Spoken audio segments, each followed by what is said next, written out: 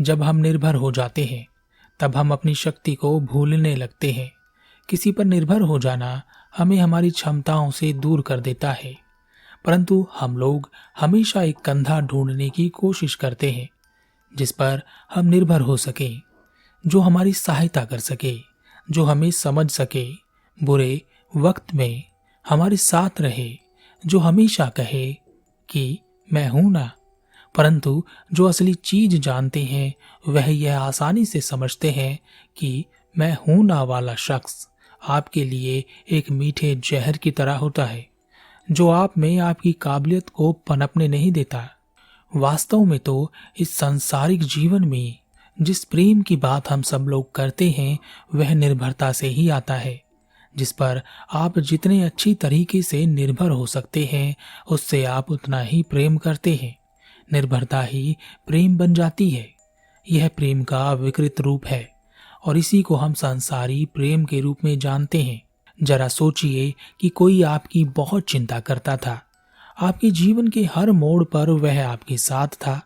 आपको ऐसा लगता था कि आप उससे बहुत प्रेम करते हैं और वह आपसे बहुत प्रेम करता है, पर एक दिन उसने आपको छोड़ दिया।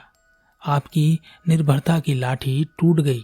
अब तुरंत ही आपका प्रेम गायब हो जाएगा, उसकी जगह नफरत ले लेगी। परंतु जो व्यक्ति आत्मनिर्भर होता है उसे किसी से कोई उम्मीद नहीं। वह उम्मीद करता है तो अपने आप से, वह आशा रखता है तो अपने आप से, वह प्रेम करता है तो अपने आप से, वह बुराई भी देखता है तो अपने आप में। उसका विकास चारों दिशाओं में होता है।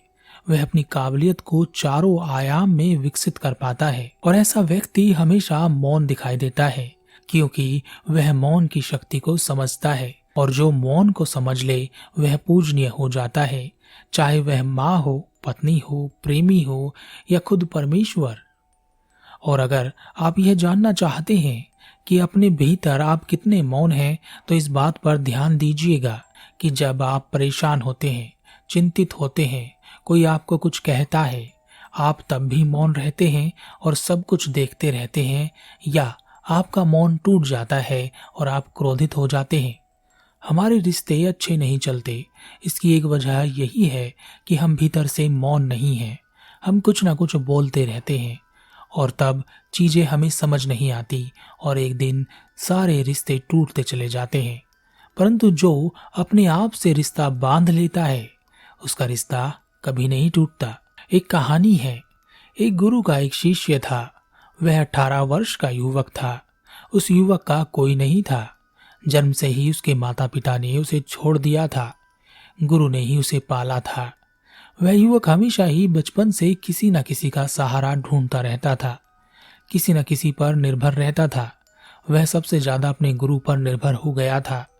उसे ऐसा लगता था कि उसके साथ अगर कुछ भी गलत होगा तो कोई ना कोई उसे बचाने आ ही जाएगा।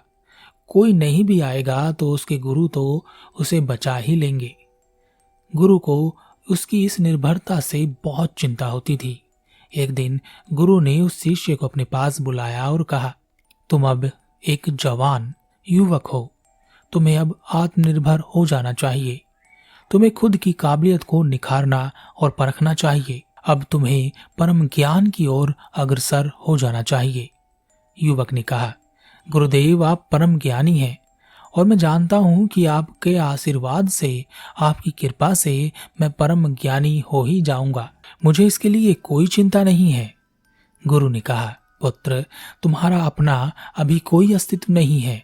अगर मैं कभी नहीं रहा, जैसा कि मेरी उम्र हो गई है, कोई भरोसा नहीं है, तो तुम खुद से ही खुद का जीवन भी नहीं चला पाओगे। युवक ने कहा, आप ऐसा ना कहें गुरुदेव, आपको कुछ नहीं होगा और आपकी कृपा से यहाँ सभी लोग तो मुझे जानते हैं। मेरी कोई ना कोई मदद कर ही देगा। गुरु ने कहा, यह संसार है पुत्र, यहाँ किसी चीज के बदले में ही कोई दूसरी चीज मिलती है। ऐसे लोग बहुत कम मिलेंगे जो बिना स्वार्थ के तुम्हें कुछ दे सकेंगे। अभी भी वक्त है, चेत जाओ वरना बहुत पछताओगे। युवक ने कहा, गुरुदेव आपके रहते मुझे कुछ नहीं हो सकता। गुरु ने युवक को बहुत समझाने का प्रयास किया, पर वह युवक पूरी तरह से दूसरों पर निर्भर हो गया था। कुछ समय पश्चात ही वह हुआ जो होता ही है। गुरु अपना शरीर छोड़कर समाधिस्थ हो गए। अब वह युवक अकेला हो गया था। गुरु की मृत्यु होते ही उसे अकेलापन महसूस होने लगा, पर उसे लगता था कि गांव वाले, नगर वाले जो उसके गुरु का इतना सम्मान करते थे, उसकी मदद अवश्य करेंगे। कुछ दिन तो लोगों ने मदद भी की, लेकिन फिर लोग कहने लगे, अरे भाई, जवान युवक हो, कुछ करो और कमाओ और खाओ, कब तक यह भिक्षा मांगते रहोगे? तुम्हारे गुरु बहुत ज्ञानी व्यक्ति थे। उनके ज्ञान के कारण हमारी बहुत सारी समस्याओं का समाधान हो जाता था, इसलिए हम उन्हें दान दक्षिणा दिया करते थे। पर तुम तो यूं ही मुफ्त में बस भिक्षा मांगने का काम करते रहते हो। कुछ और भी करना है जीवन में, या बस यही करते रहना है? उस दिन उस युवक के मन पर बहुत गहरा आघात हुआ। उस युवक को गुरु की बात याद आ रही थी। उसने सोचा, अगर मैं गुरु की बात उस समय मान लेता तो आज मैं भी परम ज्ञान को प्राप्त हो गया होता और आज मुझे यह सब सुनना नहीं पड़ता। वह उस गांव, नगर और राज्य को छोड़कर दूर निकल गया।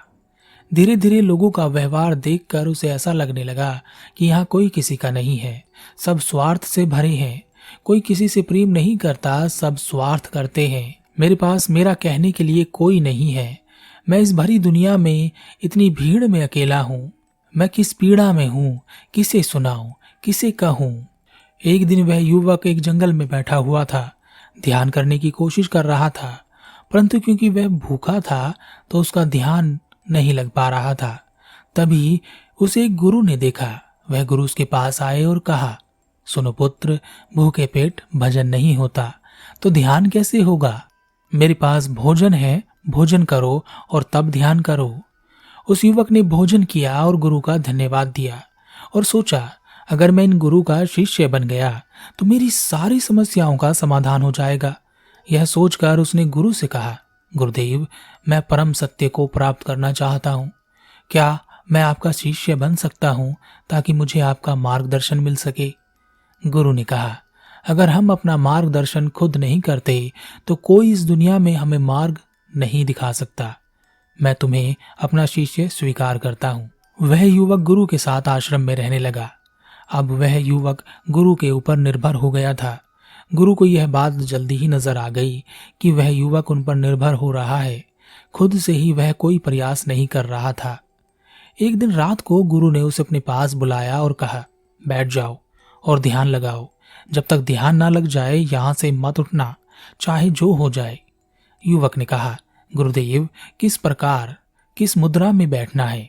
ध्यान लगाने के लिए किस प्रकार सांसों पर ध्यान देना है? कितनी देर तक बैठे रहना है और प्रतिदिन कितने समय ध्यान करना है? गुरु ने कहा, मैंने तुम्हें सिर्फ ध्यान करने के लिए कहा है। मुद्रा या सांस या कितनी देर तक या कितने समय तक ध्यान करने के लिए नहीं कहा है। फालतू की बातों में अपना समय बर्बाद मत करो। अभी बैठ जाओ और ध्यान करो। याद रहे, जब तक ध्यान न लगे उठना मत। युवक ने कहा, पर गुरुदेव, जब तक आप बताएंगे नहीं कि किस प्रकार ध्यान करना है, मैं ध्यान कैसे करूंगा? गुरु ने युवक को उठाया और उसके हाथ पैर बांधकर कुटिया में डाल दिया और वहां से चले गए।